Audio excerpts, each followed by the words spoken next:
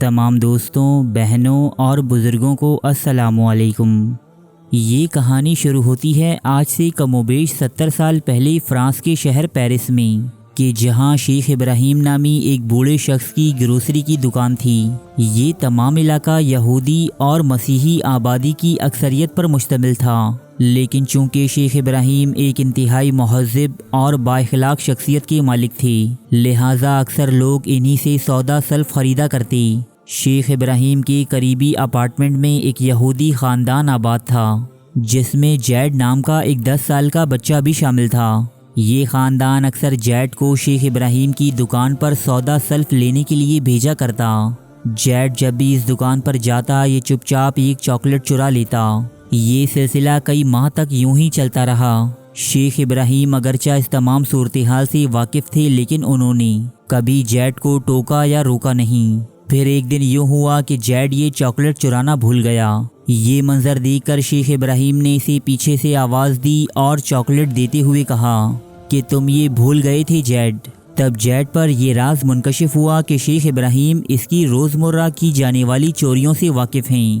Z یہ صورتحال دیکھ کر ڈر گیا اور شیخ ابراہیم سے معافیاں طلب کرنے لگا۔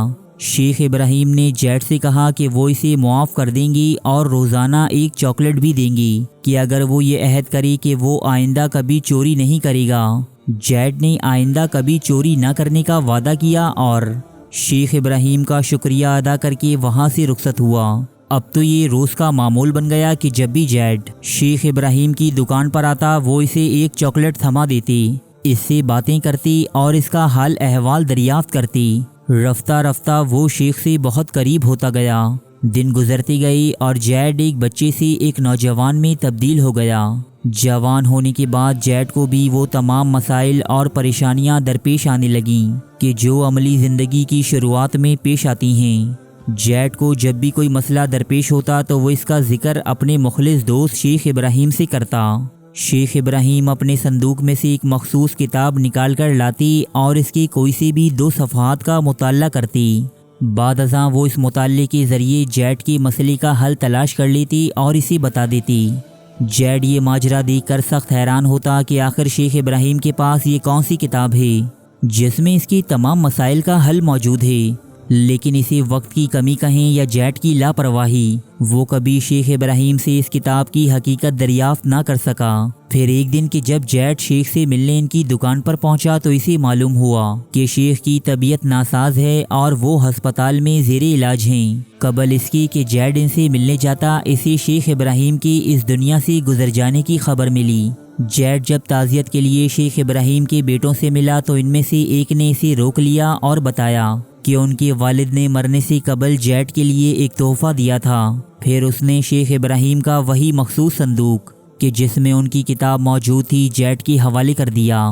جیڈ اس معجزاتی کتاب کو پڑھنے اور سمجھنے سے قاصر تھا، کیونکہ یہ عربی زبان میں تھی، جبکہ شیخ ابراہیم کے علاوہ اس کا کوئی بھی دوست احباب عربی نہ جانتا تھا۔ کچھ عرصے کے بعد جیڈ تیونس سے تعلق رکھنے والے ایک مسلمان نوجوان سے ملا۔ جیڈ ان دنوں شدید دنیاوی مشکلات کا شکار تھا۔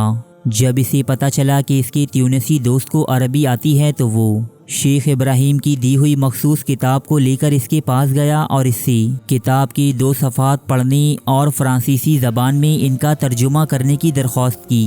جب اس کے دوست نے یہ کتاب پڑھ کر سنائی تو جیڈ کی آنکھوں سے آنسو بہنے لگی، کیونکہ اس کے مسئلے کا حل واقعی اس کتاب میں موجود تھا۔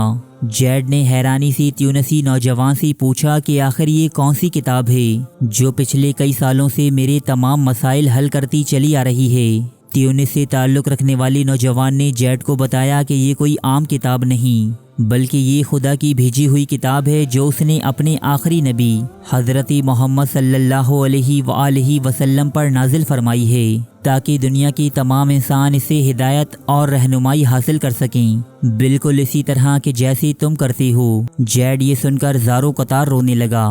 وہ قرآن مجید اور نبی اکرم صلی اللہ علیہ وآلہ وسلم کی اندیکھی محبت میں گرفتار ہو چکا تھا، لہٰذا اب اس نے تیونسی نوجوان سے اپنی خواہش کا اظہار کیا کہ وہ بھی مسلمان ہونا چاہتا ہے۔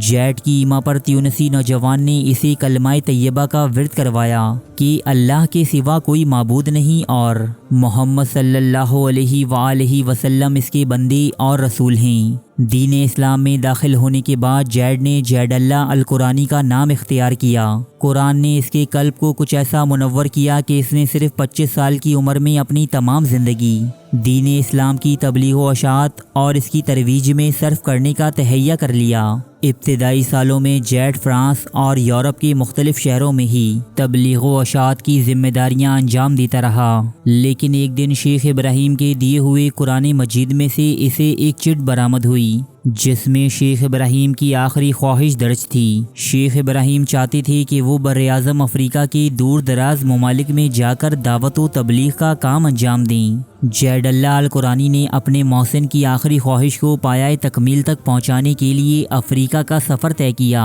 اور اپنی عمر کے آخری ایام تک افریقہ کے مسیحی اور پیگن مذاہب سے تعلق رکھنے والے افراد تک دین اسلام کا پیغام پہنچایا۔ جیڈ اللہ القرانی کا انتقال سن 2003 میں صرف 53 برس کی عمر میں ہوا۔ وہ افریقہ میں پھیلی ایک وبا کی لپیٹ میں آ گئے تھے، تاہم وہ اپنا مقصد حاصل کرنے میں بڑی حد تک کامیاب رہے۔ سرکاری اعداد و شمار کے مطابق انہوں نے افریقہ کے کل 6000 لوگوں کو دائرہ اسلام میں داخل کیا، جبکہ حقیقت میں یہ تعداد کہیں زیادہ ہے۔ دوستو، شیخ ابراہیم اور جیڈ اللہ القرانی کے اس خوبصورت تعلق پر ملک فرانس میں ایک مووی بھی بن چکی ہے، جبکہ کتاب بھی ان دونوں کرداروں کی زندگی پر رقم کی جا چکی ہے۔ شیخ ابراہیم اور جیڈ کی یہ کہانی ہمیں یہ سبق دیتی ہے کہ اگر ہمارا کردار اور رہن سہن ہمارے دین کے مطابق ہو تو ہمیں کسی تبلیغ یا واعظ و نصیحت کی ضرورت نہیں رہتی۔ یہی وجہ ہے کہ آج مغربی اقوام ہم سے دور بھاگتی ہیں، کیونکہ ہم باتیں تو بہت بڑی بڑی کرتے ہیں لیکن ہمارے قول و فعل میں اس قدر تضادات ہیں کہ جو ہم خود بھی نہیں گن سکتے۔ رب العزت ہم سب کو دین حق پر چلنے اور اپنے کردار کو اپنے اجداد کی طرح سنوارنے کی توفیق عطا کرے، آمین۔